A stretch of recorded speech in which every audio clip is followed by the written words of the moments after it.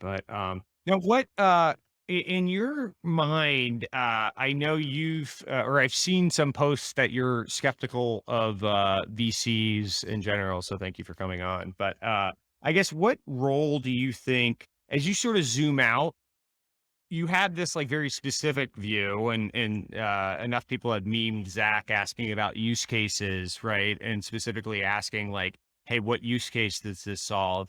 As you sort of zoom out and think about the broader ecosystem at play, and like who is culpable in all of this stuff? Because I think I don't know. I don't want to speak for either of you. I think there's elements of this that are really cool tech, and I don't know exactly what problems are ultimately going to be solved. I think that there could be some, not to the tune of $26 billion being invested into the category, like there was last year. But as you sort of zoom out, having looked at all of this, what role do you feel like the federal government not stepping in to regulate, these things as securities far earlier versus venture capitalists just trying to make quick bucks at the expense of retail versus the people that are actually promoting these things? Like, who do you sort of place blame on for maybe the hype cycle getting a little bit out of control, or is this just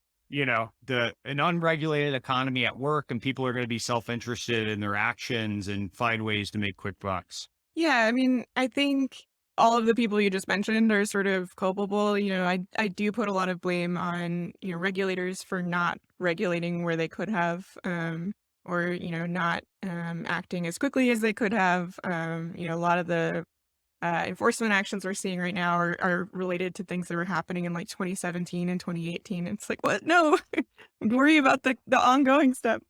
So I put a lot of blame there. I also put a lot of blame on, media for really buying the hype in a lot of ways. We saw some really, really uncritical coverage of a lot of the crypto projects, especially last fall and last winter when things were really on sort of a bull run. And it was shocking, I think, the lack of like just asking the questions, considering more of a critical viewpoint on things. We were just seeing, it felt like just puff pieces getting into the media, which was pretty surprising to me. And these are fairly reputable media organizations. I mean, this isn't like fly by night crypto blogs or whatever. I mean, it's fairly reputable organizations that wrote, fairly pieces that lack substance in terms of like their critical thinking. Yeah, I mean, you sort of expect it from some of the crypto blogs that are just sort of, mouthpieces for various crypto projects. But it was, mainstream, highly respected news publications that were just not doing any fact checking of claims. They were not, trying to take sort of a neutral viewpoint. Where they did try to take a neutral viewpoint, it was sort of like a both sidesism thing where they were like, "Well, it might be a huge scam, but you could get extremely wealthy overnight." And it's like, um, so yeah, I think it was sort of, I was really surprised to see that in some publications that, I normally would trust. It's hard, right? It's a very like technical pitch wrapped in what is perceived to be like very like an innovative branding. Web3 is some of the best branding I've ever seen, wrapped around like a very technical pitch that has a lot of jargon and technical terms that if you're not from the industry, it's really difficult to even know what question to ask in the first place. So I don't necessarily think it surprises me, although I'm surprised, I guess, that they would write anything at all, as opposed to like, at least doing a little bit of work. But that's probably my guess. Like, it's just difficult for a normal reporter to get into the weeds here.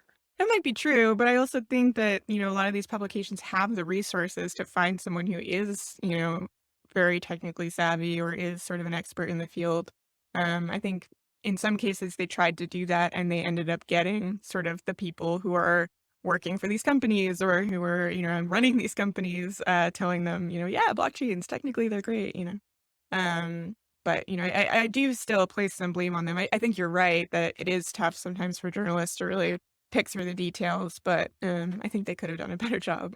I mean, that's probably the best point, right? Which is like most people who have some credibility or sophistication in the area tend to be the ones involved in the area, and as a result, financially incentivized to promote, let's say. Yeah. I could be a whistleblower or I could be a rug puller. Like one makes me $0, one makes me very rich, right? It's like, very perverse incentives. Yeah, it's tough. Like you learn about it by participating. And then when everything is going up and to the right, which it did for quite some time, you don't make any money from being a bear in a bull cycle. And so like, who's really there to provide the thorough, detailed information that is critical? And now that the tides have turned a little bit, not nearly as much as I think they will, but like a little bit, you're seeing more critical voices, yours included, at least just saying like, hey, have you asked some of the basic questions? Like, it's not even about, I don't think this is going to work under any circumstance on the extreme end of things. It's just the simple one of like, well, why would somebody use this? And what happens after like 6 months? Yeah.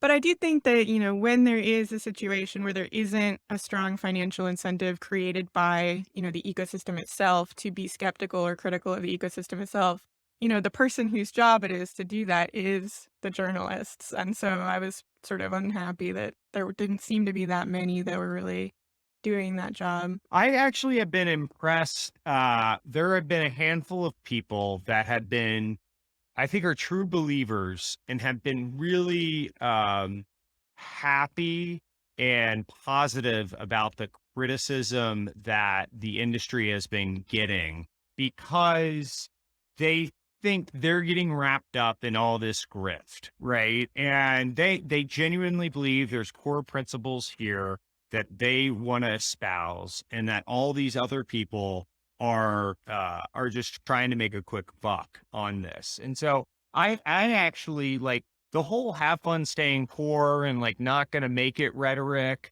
and the people that block incessantly online from engaging in any discourse and narrow their bubble even more.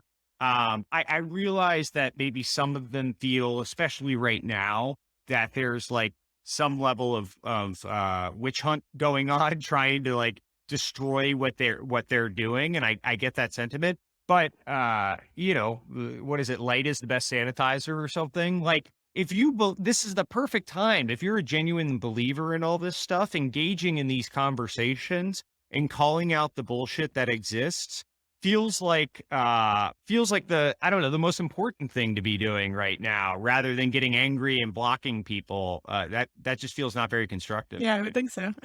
I mean, part of the challenge with that, by the way, is like this idea that the speculation is part of the product. There's like that case that's been made by a few VCs out there that says, yes, but this is just like a different way of building an initial user base where you don't have to spend money on marketing because the speculation does it for you.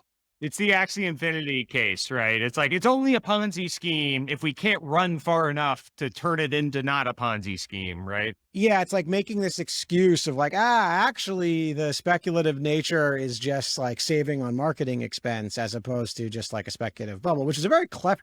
I mean, the people branding this stuff are just so good. You have to untangle some of these, it's just a better user acquisition channel. And you're kind of like, well, that makes sense at a high level. Like, can you explain user and acquisition? And then you realize like, okay, you just wrapped speculation, but sounds really great on paper.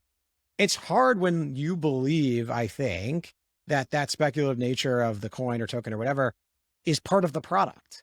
Like you have to believe in this because it is a core part of your strategy to grow the initial user base, is to use the speculative nature of this stuff as part of the hype. And so hence the like ridiculous phrasing on happy to stay, whatever. I don't even really follow all the phrases, but the same idea of like, it's this general theme of like, you're missing out. Yeah. That's it, right? You're missing out. And the part of it is like, you can't do you're missing out on a product where then you have to go and like use the product and make sure you want to pay for it. But it does work on a coin or speculation, and then it becomes part of the psyche, and it's just all wrapped together. It's this very weird situation too, where like if you're running a business and you are trying to get initial users and you're spending a lot of money to do that, like it sucks if the business fails and you've wasted all that money and it just doesn't pan out. But with crypto projects that are doing it the way you just described, it's not you that's losing the money. It's the people who are buying this token. It's usually often retail investors who are losing that money. And it's sort of weird that people have, convinced themselves that that's just sort of a cost of doing business. Yeah, it's funny. He did. The rhetoric I like. I mean, this is just again back to Zach's point about the wrapping and marketing on this stuff. It's like Web 2 companies, you built the product and then figured out how to sell it to and got users. Web 3, you get users and then you figure out the product. It's flipping it. It's on its head, which will lower user acquisition costs over time. And I'm like, that sounds actually really interesting, right? Like that sounds like a good idea. Get your users first and then just, sell them whatever, right? But then you think about it for like more than 10 seconds and it's like, actually, does that really hold in most use cases? And no, it doesn't. Like people want to come for something and then they stay because of a product, right? Yeah, they talk about like community driven, which sounds awesome. Everybody wants to be part of a community. And then like maybe 12 months ago, we were making fun of WeWork for community adjusted EBITDA or whatever the thing is that he was selling. And like, did we forget about that in the last 12 months? So it's the storytelling and the wrapping is like very, very impressive. And just this idea of like, I know this is going to sound so ridiculous, but 3 is bigger than 2. Right? Like Web 3, and so it implies iteration and next generation and the third version of it. And for anybody in the, like, I guess, technical industry, that it doesn't mean anything, but somebody outside looks at it and goes, well, this is the third web, I thought, right? Like it's Web 3, it's not Web 2, as opposed to what I would describe it as is just like, it's really web crypto, which has nothing to do with 2 or 3. There's no number involved here. It's just like a totally different thing onto the side, but the branding of it makes it feel. Yeah, I would agree with you that the marketing has been pretty phenomenal around Web3 and crypto more broadly. Like they've done a really good job of making it feel like people, if they don't get on board or they don't at least, accept the idea that crypto is a good thing, they might be, old fashioned and, they'll get left behind and they'll sound like, a fool in 5 years or something like that. Well, one of these concepts, and I brought it up, and I actually have to admit that I waver back and forth on this issue because, there's some like libertarian pieces, I guess, of my brain. Not that I am a libertarian by any means, but there's just like some pieces that I find interesting, at least. And we had this conversation, I guess it's not released yet, with Kyle from Multicoin, of this idea that like adults should be allowed to invest and lose their money in the way that they want. And that like big brother government is not supposed to be they're not supposed to be there to protect us. Like we're adults, you have your own agency, you make your own decisions. And it always comes back to this balance of, we had this conversation before, of the coins as like an investment vehicle, which are totally unregulated and anyone can buy them almost at any point. And then the inverse of this, which is like startup equity. Right. And startup equity is actually fairly regulated about who can and buy it. You have to have a certain sort of income and assets. And that's always brought up as like the counterpoint on this. And yes, there's a lot of people losing money, which is sad. You do also have to admit that they are making their own choices. I guess I would be curious how you shake out on that issue of, Yeah, I mean, I am also actually probably more split than people might think on that particular issue. I don't love that, the idea of like, oh, well, only accredited investors should be able to, do whatever it is, crypto or, options trading or whatever it might be. Because then it's like, okay, only the people who have a lot of money can, have access to these financial products, and that feels unfair.